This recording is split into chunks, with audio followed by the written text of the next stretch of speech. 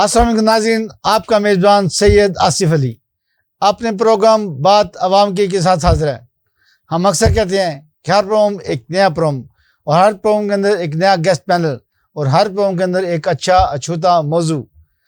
आज भी हमारा मौजू है पाकिस्तान और जापान के तल्लुकात किस कदर मजबूत होने चाहिए, जितने हमारे तल्लुकात हैं उसमें मज़ीद बेहतरी आनी चाहिए और किस तरह आ सकती है। वो वज़ीर पाकिस्तान मियाँ शहबाज शरीफ को कुछ ना कुछ फीड करना चाहिए, कुछ ना कुछ तजवीज़ देंगे हमारे जो गेस्ट हैं कि पाकिस्तान और जापान के तल्लुकात को किस कदर मजबूत किया जाता है। नाज़रीन, आपको ये भी इल्म होगा कि जापान जो है पाकिस्तान का बेहतरीन डोनर है, बड़े अच्छे डोनेशन करता है मुख्तलिफ फील्ड के अंदर मुख्तलिफ, तो उसमें हम बात करेंगे। तो आज के हमारे जो मेहमान हैं वो डॉक्टर मोहम्मद अरशद साहब, चीफ एग्जीक्यूटिव हैं गोसिया इंटरनेशनल प्राइवेट लिमिटेड के। इसके साथ साथ इन्होंने पाकिस्तान से अवार्ड भी लिए हैं, रावलपिंडी चैम्बर ऑफ इस्लामाबाद के अचीवमेंट अवार्ड, इसी तरह इस्लामाबाद चैम्बर ऑफ कॉमर्स के अचीवमेंट अवार्ड। बहुत अच्छी शख्सियत है, अक्सर आप इनको हमारे प्रोग्राम के अंदर देखते रहते हैं।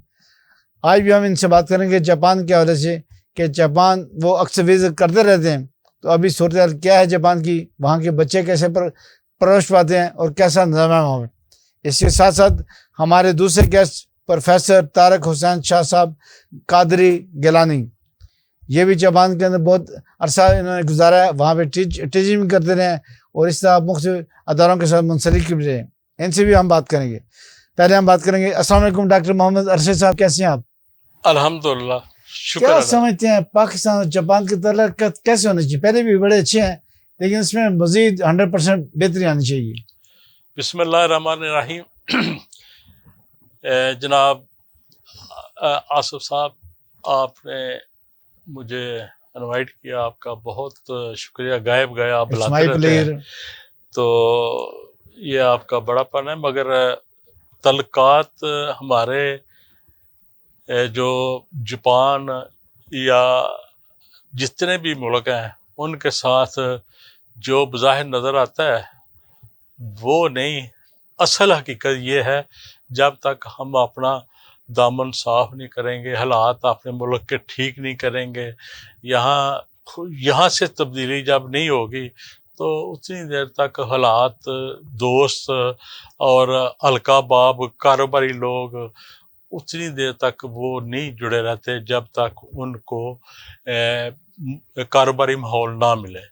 तो अभी हमारे मुल्क में कारोबारी माहौल, बाहर की हम जो उम्मीदें लगा रहे हैं कि मुख्तलिफ मुल्क आ रहे हैं, वो पैसे दे रहे हैं, वो आ रही है, कंपनियां आ रही हैं।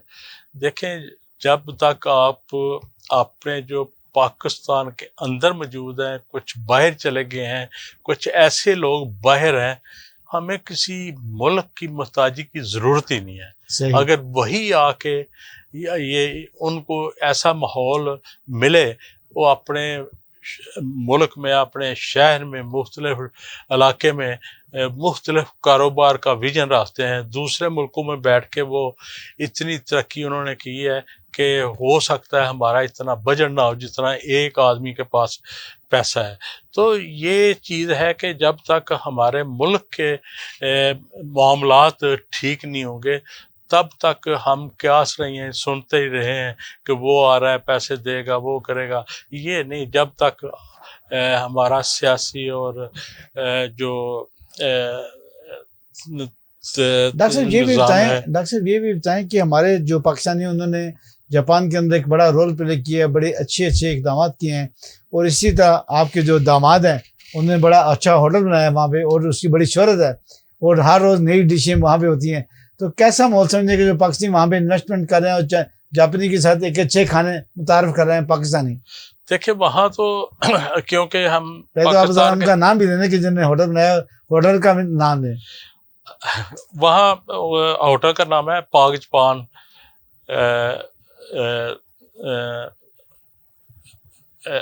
वो हमने एक तो होटल बनाया, दूसरा साथ ही पाकिस्तानी, इंडियन और बांग्लादेश की मुख्तलिफ हलाल फूड जिसे कहते हैं, डिशेज हैं। हाँ, नहीं, हलाल फूड, जैसे यहाँ सुपर स्टोर नहीं होता, जी जी ठीक ठीक। इस तरह एक वो है, साथ मीट का है सिस्टम, साथ होटल है। तो ये एक पूरा सेटअप है। दामाद का नाम भी बता दें, वो वहाँ पे है। उस दामाद का नाम है शहरयार संधू, और वो अल्हम्दुलिल्लाह पीजीएम कंपनी के नाम से काम कर रहे हैं। वहाँ उनका वेयर हाउस है, वहाँ खाईताई है। खाईताई आपको नहीं पता, ये शाह साहब समझते हैं। और वो जो गाड़ियों को प्रेस करके करती है जो मशीन, वो है। इस तरह उन्होंने क्योंकि काफी मैंने अपनी इसलिए जिक्र मसरूफियत किया, की है। बेशक वो आपके दामाद हैं, लेकिन हमने उनकी बड़ी एक्टिविटी देखी है माशाल्लाह, बड़ा अच्छा काम कर रहे हैं। और वहाँ पे जो जापानी कम्युनिटी है उसके अंदर उनका बड़ा असर रसूख है। बल्कि उन्होंने पिछले दिनों में जापान का ये असूल है कि चाहे वो पाकिस्तानी हो, इंडियन हो, बांग्लादेशी हो, या कोई किसी मुल्क से तल्लुक़ रखता हो, या उनका अपना आदमी हो, जो अच्छा काम करता है उसको अप्रिशिएट करते हैं। मीडिया आता है और फिर मुख्तलिफ कारोबारी लोग आते हैं, फिर उसको कारोबार के लिए इन्वेस्टमेंट के चांस देते हैं और उसकी हेल्प करते हैं। किसी किस्म का कोई मसला मसाइल हो तो वो हल करते हैं। तो काम करने वाले की वहाँ बहुत रिस्पेक्ट है। तो जो काम करता है ना वहाँ, वो उसकी तो वाकई रिस्पेक्ट है। जो नहीं करता वो बस फिर वो कहते हैं जो कार पैड़े वो लाहौर भी पैड़े। डॉक्टर साहब ये भी बताएं, जापानी जो हैं उनकी कुछ आदात, उनके कुछ तरीकाकार, जैसे वो पौधों से मोहब्बत करते हैं, कोई हमारे नाज़रीन को बताएं कि वो किस तरह पौधों से मोहब्बत करते हैं और किस तरह अपने घर की सफाई करते हैं, अच्छा, शहर की सफाई कर रखते हैं। किबला शाह साहब, वो पौधों की या घर की बात, मैं ये तो एक बड़ी माइनर सी चीज़ है जी। वो पाकिस्तान में कुछ ऐसी फैमिलियां हैं जो बाहर रहती हैं, वो आके कोशिश करती हैं। मगर मैंने जो असेस किया है, यकीन जाने आज से कोई 12 साल पहले हम टोक्यो शहर के करीब एक बहुत मॉडर्न विलेज था, तो वहाँ चले गए। वहाँ एक बुजुर्ग के साथ शहरयार की कोई डील हो रही थी। ठीक है। तो वो उम्र के इस हिस्से में था कि मेरे से बड़ा था। वो तकरीबन कोई 100 के लगभग था या 90 के करीब उसकी एज थी। तो वो जब मेरे बेटे ने तारफ कराया कि मेरे ये फादर इन लॉ हैं, तो वो मुझे यकीन जानो, मैं वो फीलिंग आपको नहीं बता सकता। जिस तरह वो उठ के मोहब्बत, प्यार, चाह से वो मिला है और उसकी निगाहें ऐसे जैसे मुझे दुआ दे रही थी। तो मैंने कहा, शहरयार से बोला, मैं यार इसने क्या असेस किया है जिसकी वजह से ये मुझे इतना प्रोटोकॉल दे रहा है। तो उसने आदमी ने कहा कि हम एक वक्त था कि पाकिस्तान जब बना था तो हम लोग काफी इकट्ठे होके तो कराची में जाके मेहनत मजदूरी के लिए जाया करते थे। एक वक्त वो था, ये था। तो इसलिए उसने वो वक्त याद कराया। उसने बड़ी लंबी कहानी सुनाई। अगर मैं उसको शुरू करूं तो ये प्रोग्राम आपका उसी बात में खत्म हो जाएगा। 1-2 मिनट में बता दें हमारे नाज़रीन को। वो मेरे लिए एक बड़े एजाज की बात थी, इसलिए कि वो पाकिस्तान का जब जिक्र हुआ कि हम कराची में जाके वहाँ ड्राई पोर्ट वहाँ पर काम करते थे, मेहनत मजदूरी करते थे। तो मुझे बड़ी अजीब किस्म की मुझे भी खुशी हुई कि काश यार वो वक्त जो ये बता रहे हैं जापानी लोग, जो मैं सुन रहा हूँ, काश ये हम दोबारा ऐसा वक्त देखें कि ना सिर्फ पाकिस्तान बल्कि बाहर के लोग आके पाकिस्तान में कारोबार करें, बिजनेस करें, मेहनत मजदूरी करें, तो बड़ी खुशी होगी। बड़ी बात की है डॉक्टर मोहम्मद अरशद साहब ने, जो के चीफ एग्जीक्यूटिव हैं गौसिया इंटरनेशनल प्राइवेट लिमिटेड के। ऐसी बहुत सी बातें हैं जो हमारे मेहमान आपको बताते हैं। इसी तरह हमारे एक मेहमान ने बताया कि दुबई से लोग आके यहाँ पे मेहनत किया करते थे, रहमी यार खान भाई। तो ये हमारे मुल्क की एक बड़ी रिवायत रही है। लेकिन क्या हुआ, हम दिन ब दिन पस्ती की तरफ जा रहे हैं, दिन ब दिन कमज़ोरी की तरफ जा रहे हैं, ज़वाल गुजर रहे हैं। नाज़रीन, अभी वक्त हो जा रहा है एक बार फिर का, कहीं मत जाएगा, स्टे विद अस। हीरो में हेल्प करदा बस नाम की, हीरो सिर्फ फिल्मों में होते हैं। मेरा ये मैक्स लॉन बार, हीरो बने हर बार, लीमू की ताकत लिए चिकनाई रहने ना दे, पूरे महीने चले देखो ये चलता रहे, मैक्स लॉन बार मेरा हीरो, ओ ओ ओ ओ तू मेरा हीरो। वाह hero. Lemon Max Long Bar.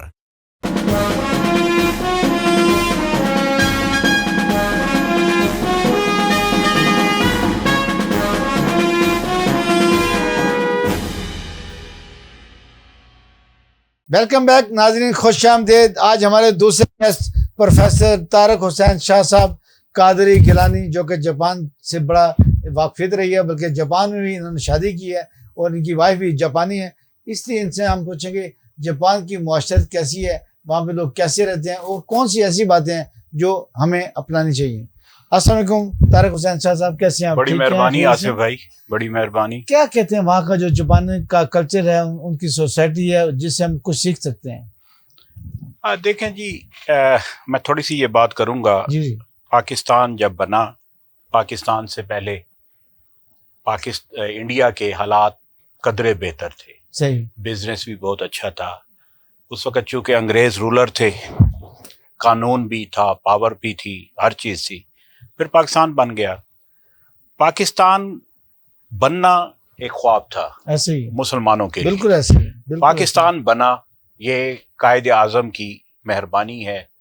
और मैं ये समझता हूँ पाकिस्तान जब बना तो इसका एक बहुत बड़ा दुश्मन भी था, ऐसे ही, उसका नाम है इंडिया। इंडिया, भारत, हमें नहीं भूलना चाहिए। बिल्कुल सही, इंडिया से हमने जंगें लड़ी, 3 जंगें लड़ी। फिर उसके बाद हमारे हुक्मरानों ने फैसला किया कि भाई एटम बम बनाना चाहिए। एटम सही। बनाना, बम बनाना मजबूरी से आसान हमारी। चीज नहीं।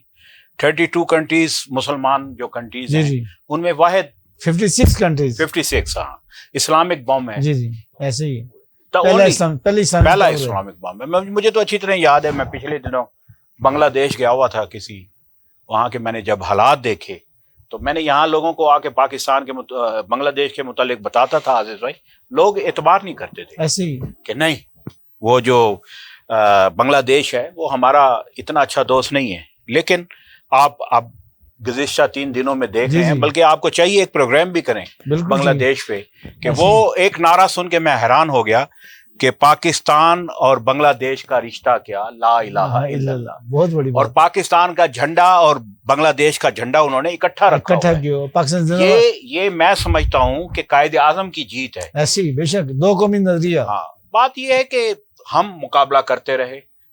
ऐसे ही, हमारे तेल तो निकलता नहीं था, बिल्कुल सोना ऐसे था ही। नहीं।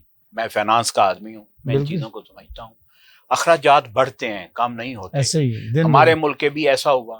अब हमारा मुल्क का जीडीपी तो बहुत अच्छा है, सही, लेकिन चूंकि हम डॉलर को कंट्रोल नहीं कर सके, उसकी वजह है, उसकी वजूहात आप भी मुख्तलिफ जानते हैं वजूहात हैं। फाइनेंशियली तौर पे। जा, तो मतलब यह है कि पाकिस्तान बहुत अच्छा जा रहा है। पिछले ऐसे। 40-45 साल से हम अफगानिस्तान की जंग में शिकार हैं। ऐसे ही, कल भी मुझे इतला मिली है कि जी तकरीबन के सही, कम से कम 12 आदमी मर गए, 12 फौजी मर गए, उनके भी बंदे मरे हैं। यानी कि हम हालात जंग में है। ऐसे ही, बिल्कुल ऐसे ही, तो उसमें जैसे डॉक्टर साहब कह रहे हैं कि लोग यहाँ आते थे, लोग तो अब भी आने के लिए तैयार तैयार है। मेरा हैं। बच्चा, मेरा बेटा पैदा हुआ है, माशाल्लाह, वो पैदा हुआ टोक्यो में, या वो ऐसे समझें कि दुबई में पैदा हुआ, बिल्कुल सही, वो आज तक पाकिस्तान नहीं आया। अंदाजा। Near about 24। और अभी उसकी अपनी शादी हो गई है, उसकी अपनी शादी हो गई है। मैंने ये उसे कई इतना- दफा कहा भाई आओ। उसकी दादी भी कहती थी कि भाई मुझे आके मिले, भाई उसकी दादी की डेथ हो गई। सही, वो कहता था नहीं, उसको जो इन्फॉर्मेशन मिलती है ना, बड़ी, वो इन्फॉर्मेशन लेते हैं अपनी एम्बेसी से सही, कि जी मैं पाकिस्तान जा सकता हूँ। वो कहते हैं नो ना, बिल्कुल ऐसे ही, भाई, हम जिम्मेदार नहीं है। बिल्कुल ऐसे ही, हाँ, हमें बता दें, हम आपका नाम दे देते हैं। जब आप पाकिस्तान एंटर होंगे तो आर्मी की कस्टडी में होंगे, आऊंगे, बिल्कुल सही। तो कहाँ कारोबार होगा? इतने बुरे हालात, इतना इतने बुरे लॉ एंड हालात ऑर्डर का में इशू, कौन आएगा यहाँ? बिल्कुल कौन सही, बिजनेस करेगा? बिल्कुल सही, हाँ, तेल निकलता तो बहुत अच्छा था। सही, मेरे दादा ने किताब लिखी थी अरमान हिजाज और हिजाज के मुतालिक सफर। सही, उसमें उन्होंने लिखा कि ये अरब गले काट देते थे पैसों के ऐसे लिए। ही, बिल्कुल ऐसे अब अरब इतनी सिविलाइज्ड कौम है, दुनिया की मैं समझता हूँ 4थी या 5वीं बड़ी इकोनॉमी है ऐसे ही, सऊदी अरब जो है। बिल्कुल सही, ये सारी बात सऊदी अरब हो गया, यूएई हो गया, कतर हो गया, ये सारी बात फाइनेंस की है। और माशाल्लाह देख लें जापान की लिविंग में आप देखें हर चीज अवेलेबल है उनको। वहां इवन आर्मी में कोई जाना पसंद नहीं करता। सही। वो कहते हैं जी हमने जंग ही नहीं लड़नी तो आर्मी क्यों हो। ये शुरू में बच्चों को कैसे परवरिश करते हैं कि इतने डिसिप्लिन होते हैं, वो उनको क्या सिखाते हैं बचपन में? देखें जी, वो मुझे एक बड़ी खूबसूरत बात अपने ताया जी की याद आती है, do good have good. Good चल रहा है तो गुड ही मिलेगा गुड ना। मिलेगा, बिल्कुल ऐसे। मुझे उस दिन उसने किसी ने कहा कि यार इसको मैंने 500 रुपए दिए, अगर 100 रुपए खर्च आया 400 रुपए ले गया। मैंने कहा गरीब आदमी है, ले गए, ना देते तुम। वो उसे बुलाया, उसे कहता 400, उसने कहा जी ये 100 रुपया है, 200 मैंने खर्च कर दिया है, 100 रुपया वो पेट्रोल डलवाया है मोटरसाइकिल में।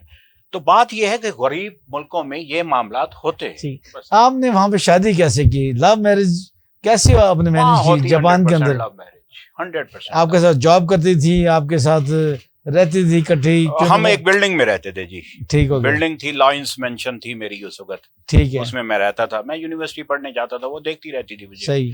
जॉब भी मैं करता था, जॉब वहाँ हर कोई करता है, एवरीबॉडी, तो मैं भी करता था। वो फिर मेरी मुलाकात हो गई बस। वो शादी की ऐसी बात जो हमारे नाज़रीन को बताना चाहें, जो अभी तक आपको याद हो? शादी की यही बात है कि भाई वो हैप्पी न्यू ईयर आया तो उसने कहा हैप्पी न्यू ईयर आप और मैं इकट्ठा मनाना चाहते हैं। ठीक है। शादी से पहले? शादी से पहले। मैंने कहा व्हाई नॉट। हम लोग फिर गए, वो रोपंगी एक इलाका है, वहाँ गए कोई दोस्तों के वहाँ रेस्टोरेंट थे। वो मीर साहब थे एक कराची के, उनका एक रेस्टोरेंट था। वो मेरी फैमिली से बड़ा मिलना जुलना था उनका। सही। शाह साहब थे। तो वहाँ उस होटल पे गए, मैंने कहा जी दादाजी देखें लड़की कैसी है। कहता चंगी है। ठीक है, कर लो। हाँ बस शादी करनी है। मैंने कहा जी सर। वो कर लो। बस वो इसी तरीके से शादी हो गई। बिल्कुल सही। सादा उस वक्त माहौल था। आज से 40 साल 45 साल पहले, यानी कि 35 साल पहले समझ लेना। 90 में शादी हुई। सही। 89 में। बड़ी अच्छी बात हाँ। प्रोफेसर साहब ने बताया कि शादी इन्होंने वहीं पे की और कैसे की, वो भी इन्होंने बता दिया कि एक हैप्पी न्यू ईयर था जो इनको एंजॉय किया और इसके बाद इनके रास्ते इकट्ठे हो गए और जीवन साथी एक दूसरे के बांध गए। नाज़रीन, अभी वक्त हुआ जा रहा है एक वाक़या का, कहीं मजे का। Stay with us.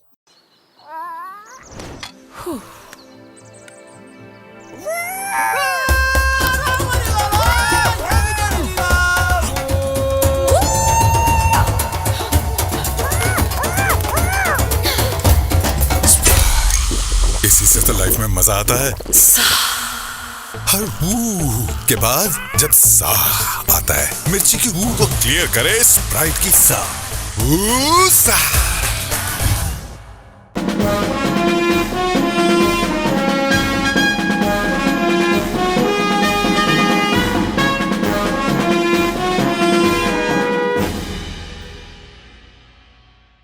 Welcome back नाज़रीन, खुश आमदेद। प्रोफेसर तारिक हुसैन शाह साहब कादरी गिलानी हमारे में गुफ्तगू थे, बता रहे थे कि इन्होंने जापान में कैसे शादी की, कैसे वहाँ पे लोग हैं, कैसी उनकी अदात हैं और पाकिस्तान को कैसा रवैया इख्तियार करना चाहिए कि आलमी अक़वाम में हमारा एक बड़ा नाम रहे।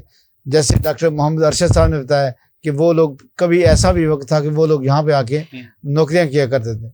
हम प्रोफेसर तारिक साहब से पूछें कि आपने जब वहाँ पे ज़िंदगी गुजारी तो पाकिस्तान कभी याद आया और कैसे याद आया? पाकिस्तान की यादें वहाँ पे कैसे आई?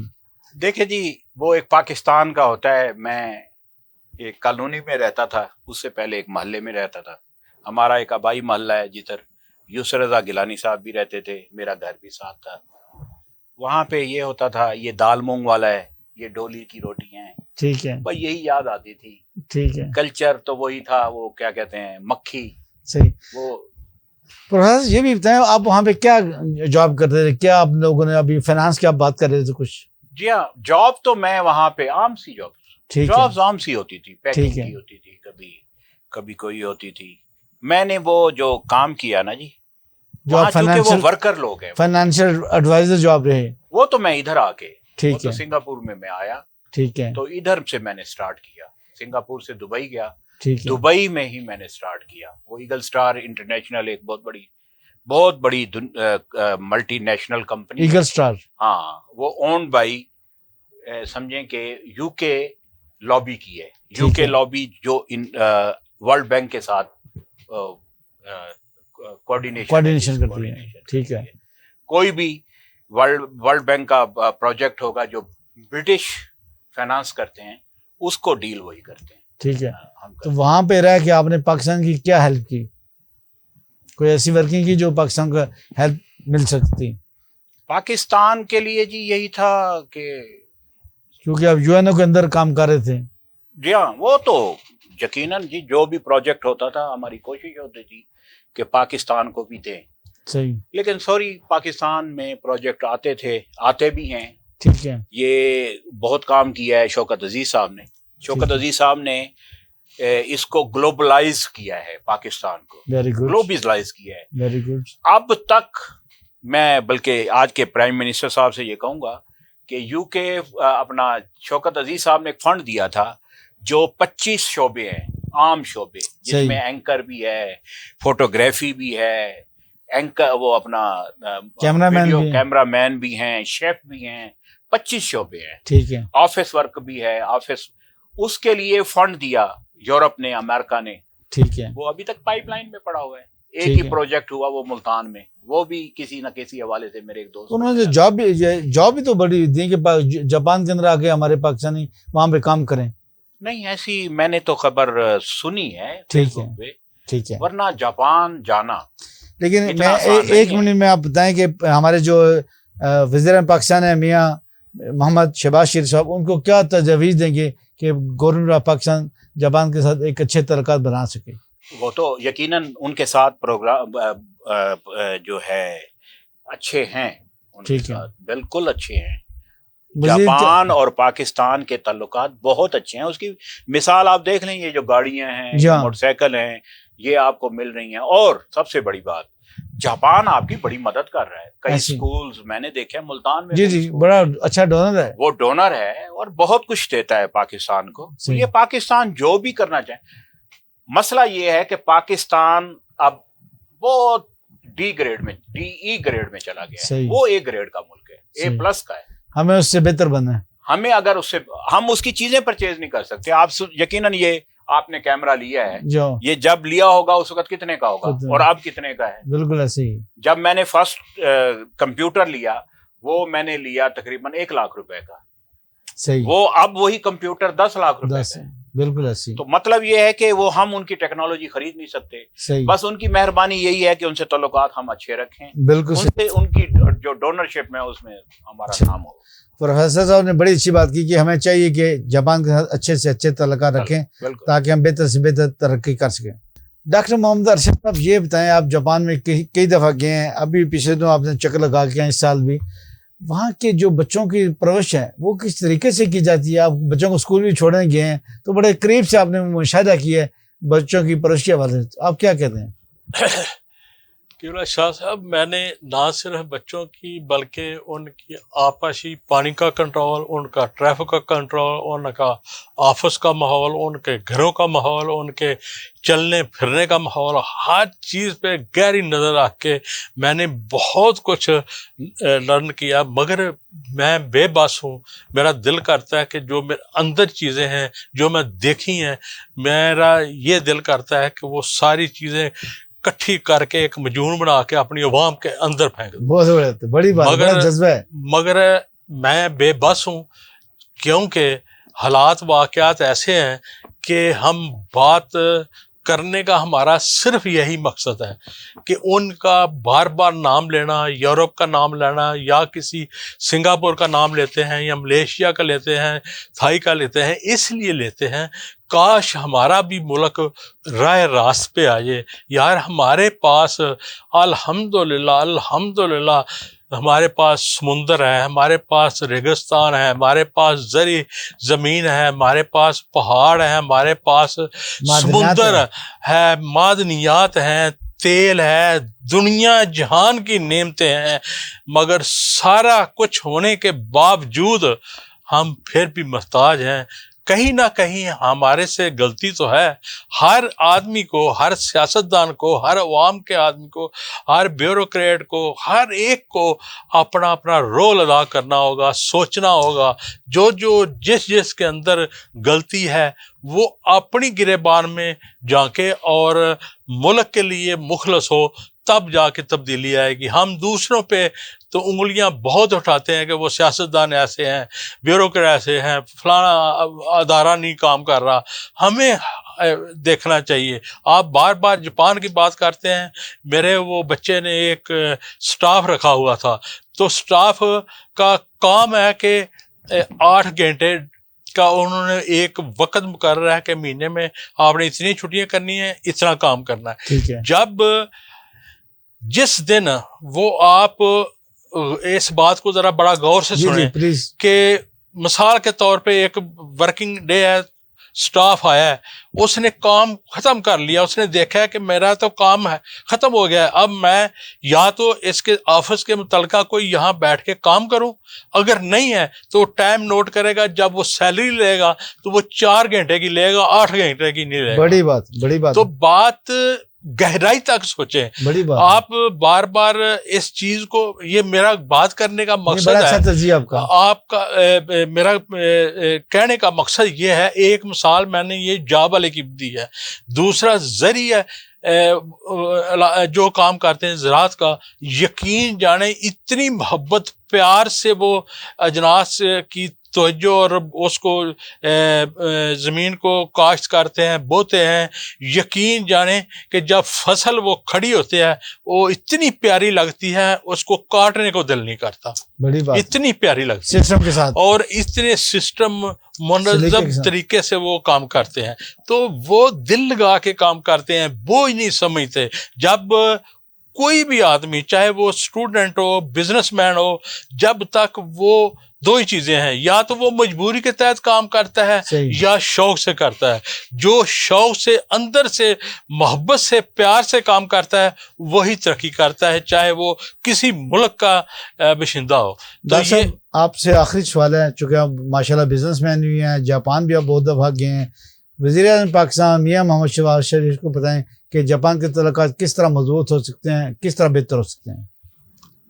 देखें, तल्लुकात हमेशा जिसके साथ भी कर रहे हों, जापान के साथ, सऊदीया के साथ, यूएई के साथ, अमेरिका के साथ, किसी के साथ, तो वो तल्लुकात तब होते हैं जब बराबरी के लेवल पे है और एतमाद के साथ हो। एतमाद और बराबरी। और ये मैं एक अदना सा आदमी, बिजनेसमैन, छोटा सा हूँ, मैं उनको क्या समझाना है, जिन्हों की सारी ज़िंदगी सियासत में भी गुजरी है और मुल्क में काम कर रहे हैं।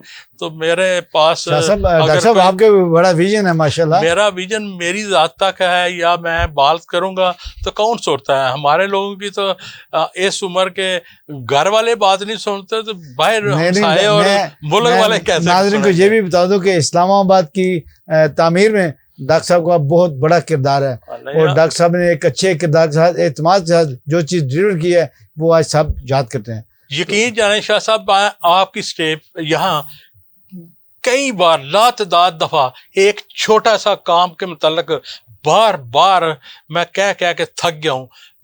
मुझे बहुत दुख हुआ कल जब रावलपिंडी वाले नाला लई के ऊपर लोग इकट्ठे होके अफसोस कर रहे और नुकसान हो रहा था। यार, इसका मामूली सा हल है, कोई इतनी टेक्नोलॉजी नहीं लानी, आपने जापान से नहीं लानी, यूरोप से नहीं लानी। क्या टेक्नोलॉजी है कि आपका मारगरा रोड से जितना भी पहाड़ों का पानी आता है, यार उसके छोटे छोटे डैम बनाएं, उसको काबू करें, कंट्रोल करें, वो ना नीचे पानी ज़ाया और नाले में आए, यहाँ से गली कूचों से, नालों से होके नाला लई तक पहुँचता है।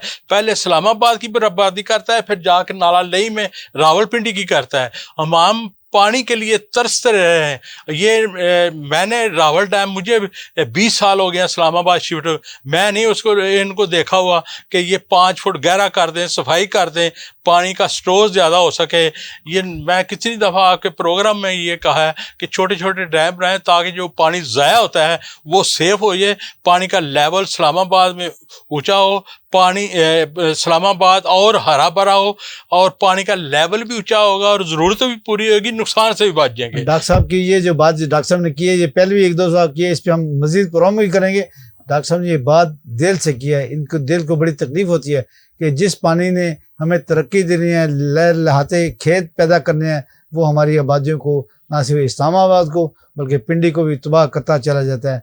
हमारी हुकूमत को ये सोचना चाहिए, ख़ास तौर पर चेयरमैन सीडी को ये इस पर मुकम्मल वर्किंग करनी चाहिए कि किस तरह ये पानी को रोक के उसको काबिल इस्तेमाल किया जाए। और डॉक्टर साहब ने जैसे कहा कि पानी की जो सतह ज़मीन से वो भी ऊपर हो जाएगी तो पानी का बहरान पाकिस्तान से अंदर ख़त्म हो जाएगा। इस्लामाबाद पिंडी के अंदर ये बहुत बड़ी अच्छी तरजीह दी है, इस पर हम प्रोम करेंगे एक स्पेशल सिर्फ, और उसमें हम कोशिश करेंगे कि सीडी का कोई बंदा भी साथ हो ताकि इनकी जो तजवीज़ है उसको अमली दामा पहनाया जाए।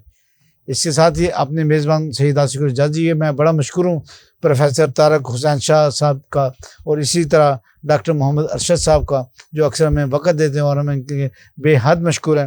नाज़रीन, आइंदा नए प्रोग्राम के साथ नए पैनल के साथ अपना और अपनों का बहुत ख्याल रखिएगा। अल्लाह हाफिज़।